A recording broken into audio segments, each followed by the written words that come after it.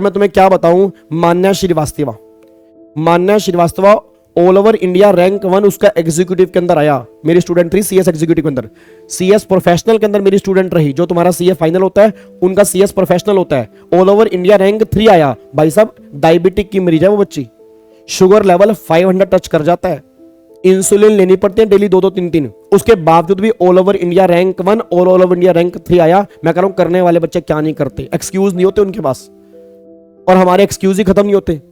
कईयों के एक्सक्यूज पहले से ही प्लान है कि अगर क्लियर नहीं हुआ तो मेरी तैयारी नहीं हुई थी, मेरी कोचिंग अभी खत्म हुई थी, मैं तो पढ़ ही नहीं पाया था, मेरे घर में शादी थी, मेरे खांसी जुकाम हो गया सर मैं तो सर वो लड़की एडमिट रहती थी हॉस्पिटल के अंदर, इंसुलिन लेती थी, इंजेक्शन लेती थी, खुद इंजेक्शन लगाती थी खुद अपने हाथों से। उसका इंटरव्यू मेरे यूट्यूब के ऊपर पड़ा हुआ है। All over India rank 1 all over India rank 3 करने वाले बच्चे क्या नहीं करते भाई। एक्सक्यूजेस दुनिया नहीं चलती। मैंने कहा ना दुनिया सलाम ठोकती है सक्सेस को, और तुम्हारी स्टोरी तभी कोई सुनेगा जब तुम सक्सेसफुल हो जाओगे। फेलियर को कोई सुनना पसंद नहीं करता, जबकि फेलियर से सीख कई बार बहुत बड़ी मिलती है, बट उनको सुनना ही पसंद नहीं करता ना। सब कहते हैं रैंक होल्डर को बुलाओ। आपने कितनी बार मुझे बोला सर रैंक होल्डर को बुलाओ, आप कभी ये कहोगे फेलियर को बुलाओ। आप उनको सुनना ही पसंद नहीं करते। जब उनको आप सुनना पसंद नहीं करते तो आप उस कैटेगरी में आ जाओगे, तो आपको सुनना कौन पसंद करेगा। भाई साहब सफलता त्याग मांगती है, सफलता सेक्रीफाइस मांगती है, ऐसे सफलता नहीं मिला करती।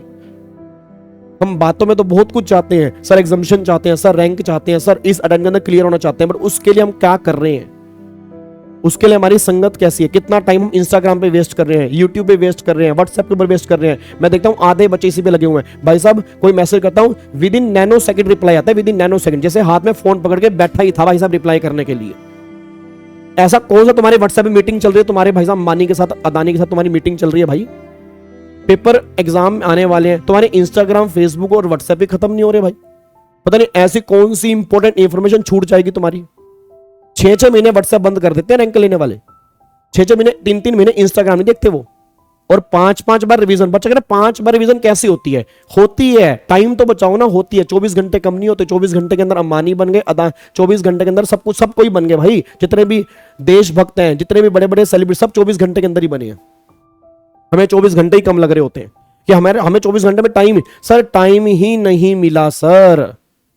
सब कुछ करने का टाइम मिल जाएगा जो हमें आगे आने वाले 40 साल के अंदर डिग्री देगी, रोटी देगी, जो घर में हमारे ड्रीम पूरे करेगी, उसके लिए तुम्हें टाइम नहीं मिल पा रहा। बस वापिस आओ, ठीक है। तो सिंपल सी बात ये निकल के आ रही है, सर करने वाले कर रहे हैं, 5% के रिजल्ट में भी कर रहे हैं, 10% में भी कर रहे हैं, और वो एक्सक्यूज नहीं दे रहे, क्योंकि उनको पता है कि जो वो बोलेंगे वो एक्सक्यूज होंगे सर, और दुनिया को पता है एक्सक्यूज क्या होते हैं।